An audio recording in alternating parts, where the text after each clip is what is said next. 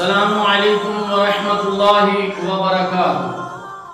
الحمدللہ رب العالمین والصلاة والسلام علی نبینا محمد وعلی آلہ وصحبہ اجمعین۔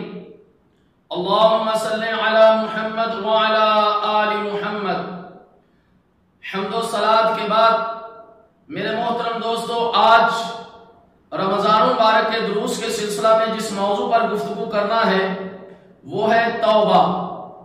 توبہ کا لغوی معنی پلٹ آنا ہے، اور توبہ کرنے کا مطلب یہ ہے کہ انسان گناہ کے راستے سے واپس پلٹ آیا اور نیکی کے راستے پر لگ گیا۔ علماء کرام نے کہا ہے کہ توبہ ہر گناہ سے واجب ہے۔ اگر گناہ کا تعلق اللہ تعالیٰ کی ذات سے ہے، کسی آدمی کا حق اس کے متعلق نہیں ہے، تو ایسے گناہ سے توبہ کی قبولیت کے لیے 3 شرطیں ہیں۔ نمبر 1، یہ کہ اس گناہ کو چھوڑ دے جس سے وہ توبہ کر رہا ہے۔ نمبر 2، یہ کہ اس پر ندامت پشیمانی کا اظہار کرے۔ نمبر 3، یہ کہ وہ پختہ ارادہ کرے کہ آئندہ کبھی یہ گناہ نہیں کرے گا۔ اگر 3 شرطوں میں سے ایک شرط بھی مفقود ہو گئی تو توبہ صحیح نہیں ہوگی۔ اور اگر اس گناہ کا تعلق دوسرے آدمیوں سے ہے تو اس کے لیے 4 شرطیں ہیں۔ 3 شرطیں وہی جو ہم نے پہلے بیان کی ہیں، اور چوتھی شرط یہ ہے کہ صاحب حق کا حق ادا کرے۔ اگر کسی کا مال یا کسی قسم کی کوئی چیز ناجائز طریقے سے سلب کی ہے تو اس کو واپس کرے۔ کسی پر تہمت وغیرہ لگائی ہو تو اس کی حد اپنے نفس پر لگوائے، یا اس سے معافی کا طالب ہو، اس کو راضی کرے۔ اگر کسی ایک یا چند ایک گناہ سے توبہ کرے گا تو اہل سنت کے نزدیک توبہ تو صحیح ہے، لیکن یہ توبہ صرف اسی گناہ سے متعلق ہوگی، دوسرے گناہ اس کے ذمہ باقی رہ جائیں گے، جب تک کہ ان گناہوں سے بھی بشرائط جو ہم نے شروط بیان کی ہیں ان کے مطابق توبہ نہ کرے۔ توبہ کے وجوب پر کتاب و سنت کے بکثرت دلائل اور امت کا اجماع ہے۔ اللہ تعالیٰ جل شانہ کا فرمان ہے، اعوذ باللہ السمیع العلیم من الشیطان الرجیم، وَتُوبُوا إِلَى اللَّهِ جَمِيعًا أَيُّهَا الْمُؤْمِنُونَ لَعَلَّكُمْ تُفْلِحُونَ۔ اے مومنو، سب کے سب اللہ کی طرف رجوع کرو، شاید کہ تم کامیاب ہو جاؤ۔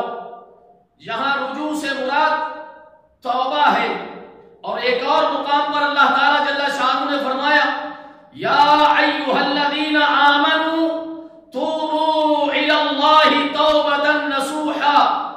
اے ایمان والو، اللہ کی طرف خالص توبہ کرو۔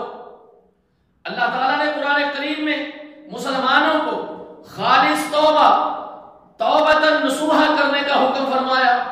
ابی بن کعب رضی اللہ تعالی عنہ سے کسی نے خالص توبہ کے بارے سوال کیا تو انہوں نے کہا کہ یہی سوال میں نے رسول اللہ صلی اللہ علیہ وسلم سے پوچھا، تو اللہ کے پیارے نبی صلی اللہ علیہ وسلم نے فرمایا، اس سے مراد یہ ہے کہ جب تم سے کوئی گناہ ہو جائے تو اس پر نادم ہو، پھر اللہ تعالیٰ سے معافی مانگو اور آئندہ کبھی اس کا ارتکاب نہ کرو۔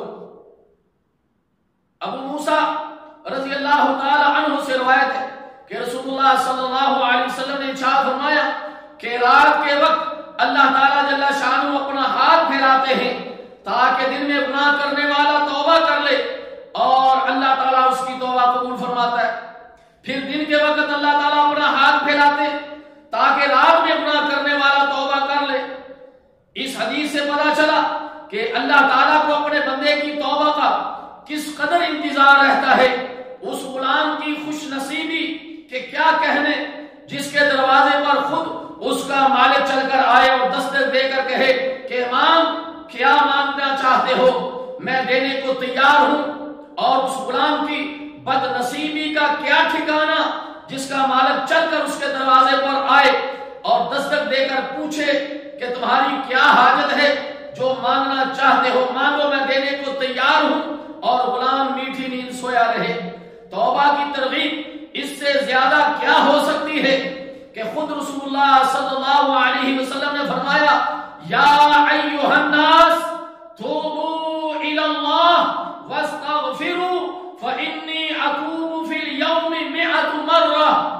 صحیح مسلم، لوگو اللہ کے حضور توبہ کرو، بے شک میں روزانہ 100 مرتبہ توبہ کرتا ہوں۔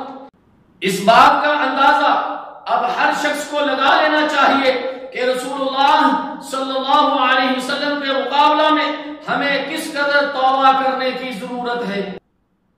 دعا کا صحیح اسلامی طریقہ تو یہ ہے، ہر شخص کو اپنے لیے خود اللہ تعالیٰ جل شانہ سے دعا مانگنی چاہیے، کیونکہ یہ اللہ تعالیٰ جل شانہ کا واضح فرمان ہے۔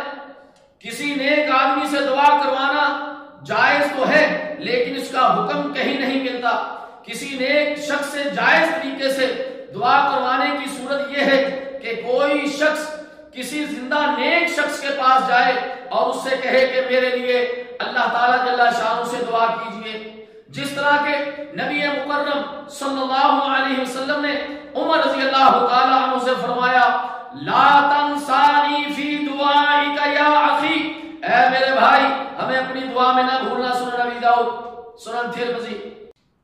اور جیسا کہ صحابہ رضی اللہ تعالی عنہ اجمعین رسول اللہ صلی اللہ علیہ وسلم سے اللہ تعالیٰ کے ہاں دعا کرنے کی درخواست کیا کرتے تھے، اسی طرح وہ آپس میں ایک دوسرے سے بھی اللہ تعالیٰ سے دعا کرنے کی درخواست کرتے تھے۔ میرے محترم دوستو، قبولیت دعا کا انحصار مکمل طور پر اللہ تعالیٰ جل شانہ کی مرضی اور مصلحت پر ہے۔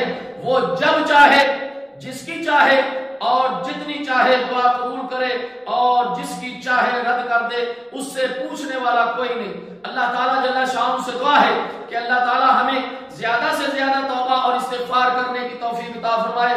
یہ رمضان مبارک کا مہینہ ہے، اس کو غنیمت سمجھتے ہوئے اپنے گناہوں، اپنے سابقہ گناہوں کی اللہ تعالیٰ جل شانہ سے معافی مانگنی چاہیے۔ اللہ تعالیٰ مجھے اور آپ کو عمل کرنے کی توفیق عطا فرمائے۔ وصلی اللہ علی نبینا محمد وعلی آلہ واصحابہ وسلم۔ والسلام علیکم ورحمۃ اللہ وبرکاتہ۔